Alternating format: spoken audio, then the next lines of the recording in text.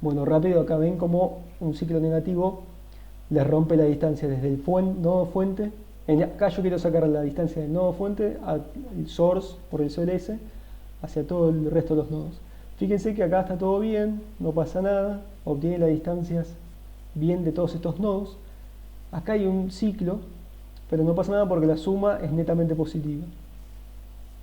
Ahora, ¿qué pasa?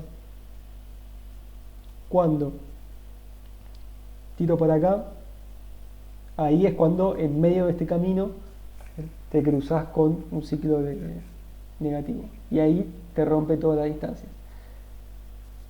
¿Por qué no jode a estas que están acá? Bueno, porque si yo una vez que me meto en este nodo ya no puedo volver al resto del grafo, se queda haciendo ciclos acá y después cuando llega a G, ponele, ya le resta 7 pero ya tiene una distancia infinita, entonces queda infinito acá también. Y acá queda infinito también porque, de nuevo, se la pasa haciendo ciclos. Como una vez que está acá, no puede volver a estos nodos, al nodo C, D, A, B, a estos no los caga. Pero a estos sí. Entonces, y bueno, y en este caso, en este grafo, se cagan todos. Porque, de nuevo, tenés un ciclo netamente negativo. Entonces, salvo que les avisemos, los grafos no van a tener un ciclo negativo. Pero aún si lo tuviese, vamos a ver formas para detectar ciclos negativos. Bueno, vamos a arrancar con Bellman-Ford, algoritmo de Bellman-Ford que resuelve el problema 2, el camino mínimo desde un vértice hacia el resto de los nodos. Y que la particularidad de Bellman-Ford es que tolera grafos de peso negativo, con ejes de peso negativo, perdón. Bueno, vamos a definir dos funciones antes, como para cortar código, y porque son dos funciones que quizás no en la implementación de Python, y eso es una pequeña falla, es una pequeña desventaja, perdón, de hacer las implementaciones en código, pero bueno, a mí me gusta que lo tengan. Conceptualmente, Bellman-Ford y Dijkstra, que es el siguiente algoritmo que vamos a ver, utilizan estas dos funciones, la que se llama de inicialización y una de optimización. Conceptualmente son idénticas. Lo que pasa es que ahora vamos a ver en código que, por lo menos con mi implementación, cambian un poco. Pero no importa. Conceptualmente es lo mismo. Quiero que se queden con eso. Entonces, primero es inicializar el grafo para que Bellman-Ford después pueda tratarlo apropiadamente. Que si recuerdan BFS, y les sugiero que vayan a buscar BFS, la notebook de BFS, es algo muy parecido, es recorrer todos los nodos. Creo que BFS inicializaba exactamente de la misma forma. Tiene un atributo predecesor para cada nodo y uno de distancia. Que, de nuevo, estoy grabando, ¿no? Sí. De nuevo, que distancia, de nuevo, lo que buscamos son los caminos mínimos y para hallarlos lo que tenemos que hacer es minimizar la distancia. Entonces, recordando lo que habíamos visto en dinámica, esto es el equivalente a optimizar un valor, ese valor es la distancia o la longitud de ese camino. Sería, bueno, le puse distancia a todo, pero donde diga distancia le ponemos longitud, así no nos confundimos, y luego hallar el camino en sí mismo, que eso sería una lista de predecesores. Y de ahí podemos reconstruir el camino. Eso les va a quedar a ustedes, para que lo hagan ustedes más adelante. Ahí más adelante vamos a ver. Entonces, la inicialización, ¿qué consiste? Bueno, al principio nadie tiene predecesor porque todavía no lo corrí el algoritmo. Y en principio también la distancia de todos con todos, la distancia del nodo fuente hacia el resto es infinita. Mitad por una cuestión de convención y mitad porque eso le va a convenir al algoritmo. Entonces al principio, cuando no conozco ninguna distancia, asumo que es todo infinita.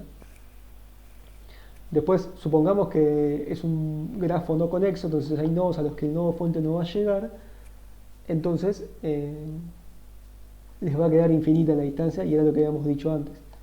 que si no había una conexión, si el grafo no es fuerte, el digrafo no es fuertemente conexo, le va a quedar una distancia infinita. Y finalmente al nodo fuente le pongo una distancia nula, porque sí, la distancia del nodo fuente a sí mismo es nula. Y su predecesor le va a quedar none para siempre, porque no va a tener predecesor. Muy bien, y ahora la función de optimizar, que es la función clave, y que le da un poco, le da más sentido a esto de ponerle infinito, a esto de inicializar con infinito todas las distancias. Optimizar va a agarrar dos nodos y el peso del eje que los une.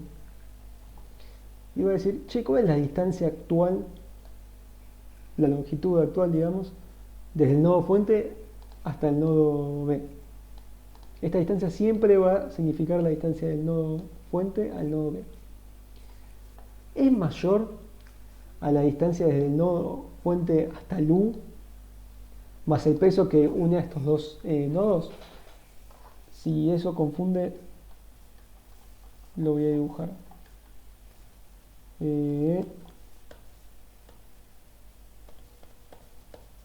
Acá. Entonces yo tengo un nodo fuente, vamos a ponerle S de source, y tengo un nodo U que le llega al B, ¿no? Cada vez que le llegue a esta función, si le llega UV, quiere decir que hay un eje en esta dirección. UV, no VU. Esto no es. Esto es VU. VU no le llega a esta función, le llega UV. Muy bien. Entonces, lo que hace es, ¿cuál es la distancia? Se fija el atributo longitud o distancia de este nodo hacia el nodo fuente. O mejor dicho, del nodo fuente a este nodo. ¿Cuál es la distancia de esta? Es mayor que la distancia del nodo source al U, distancia SU, más el peso del eje V. Lo que se está preguntando es, ¿conviene que U sea el predecesor de B para hacer un camino óptimo? El hecho de haber inicializado como infinito todos los nodos, ¿qué consecuencia va a tener? Y bueno, al principio, lo que puede pasar es que la distancia de este al nodo U sea infinita, esto sea infinita, y que esta distancia desde el nodo S a B también sea infinita. Entonces ahí no va a pasar nada. Pero, ¿qué pasa? Vamos acá. Entonces, por ejemplo, si estoy analizando, este es el que llamé V, son T y X. Entonces, el peso que los une es menos 2. Perdón, es XT porque va en este sentido el eje, es menos 2, ¿no? Entonces, la distancia al X es infinito y la distancia a T también. Que le reste menos 2 no va a afectar nada, entonces este eje no se va a poder optimizar, no se va a poder relajar. Que eso es lo que hace esta función de acá. Cuando lean la bibliografía, cosa que seguramente van a hacer, esta función que yo aquí llamé optimizar, la bibliografía la llama relajar, le llama relajar ejes. Bueno, en ese caso no va a suceder, pero fíjense que si por ejemplo en la primera iteración lo que llega es el nodo S y T, la distancia T va a ser infinita, la distancia de S va a ser 0, porque es el nodo fuente, y el peso va a ser 6. Entonces, lo que va a pasar es que se va a preguntar, va a decir, che, infinito, porque esto va a ser infinito, esto va a ser el nodo T. La distancia del nodo T, que es infinita, es mayor a la distancia del nodo U, que es nula, más el peso del eje que los une, que es 6. Es decir, se va a preguntar, ¿infinito es mayor a 6? Pero claro, seguro que sí. Entonces este if va a ser sí o sí, siempre, en la primera iteración va a ser cierto, para el nodo fuente y cualquiera de sus nodos adyacentes. Entonces va a dar cierto acá y también va a dar cierto acá. Va a dar cierto cuando compare con 7, por ejemplo. Así que en esa primera iteración esto se va a cumplir.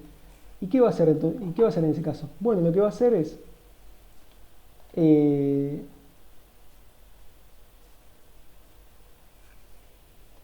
no, esto está mal. Esto es U. Lo que va a hacer es, le va a poner como predecesor al nodo B el U. Entonces en este caso lo que va a hacer, por ejemplo, es el predecesor de T, ¿cuál va a ser? S. Y el predecesor de I también, S. Porque vienen acá. Y le va a asignar la nueva distancia, porque esta es una distancia más corta. Antes tenía infinito, ahora va a pasar a tener 6. Entonces la distancia va a ser 6. Y este va a tener una distancia de 7. Bien. Ahora, quiere decir que eso va a ser la distancia final. Y vamos a hacer un... Perdón, quiero fijarme cómo estoy de tiempo. Bien. Vamos a hacer un sneak peek a... Acá lo tengo resuelto. La distancia de este del source es 0, como habíamos dicho. Y la distancia de a este nodo, que es el nodo I, es 7, como habíamos dicho. Pero la distancia de este no quedó 6, quedó 2. ¿Por qué? Bueno, vamos a ver finalmente el algoritmo de Bellman-Ford. Acá está Bellman-Ford bot. Hace la inicialización que les había dicho. Y acá está la función de optimizar. Y les pido que se enfoquen solamente en esto. O sea, fíjense, hace la inicialización, ya está, ya saben lo que hace. No le den bola a esto. Quiero que se fijen acá. La función optimizar está metida en dos loops. ¿Qué hacen estos dos loops? Miremos el más chico primero. Este loop lo que hace es agarrar todos los ejes, todos los V, todas las adyacencias, las agarra. Entonces, por ejemplo, empecemos. Agarra ST, sí, agarra ST, agarra, ¿qué dijimos? Bueno, XT y TX, vamos a fijarnos, el grafo del dibujo del Cormen está mejor. Porque yo lo hago acá y se me sobrescriben, ven que hay una fecha que va y una fecha que vuelve. El grafo está bien hecho, pero cuando lo grafico se me superponen y queda feo. Y seguramente debe haber una forma de graficarlo bien, pero no, muy complicado. Entonces, va a aparecer el eje XT y el TX. XT, TX, luego TZ también. Este es el ZX. Acá tenemos el TZ. Bueno, no, el TI, perdón. Y así. Acá tenemos el ZS. Y así. Entonces, ese for, ese ciclo inicial, volvamos al Bellman for, va a recorrer todos los ejes. Déjenme ver cómo estoy de tiempo. Ok. ¿Qué pasa? ¿En qué orden va a recorrer esos ejes? No sabemos, en cualquiera. En realidad no nos importa. ¿Por qué no nos importa?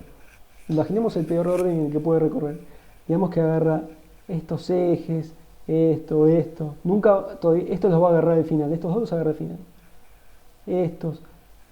¿Qué va a pasar? Todo esto es infinito. Infinito, infinito, infinito. La función de optimizar.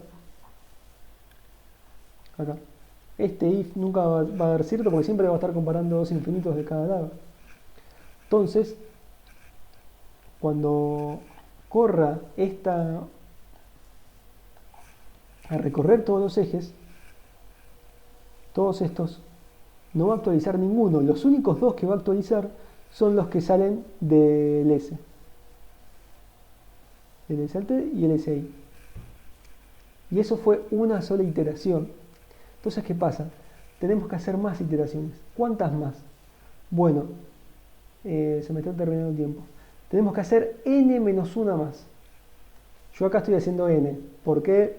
Porque me quedó fácil por el código. Ahí seguimos.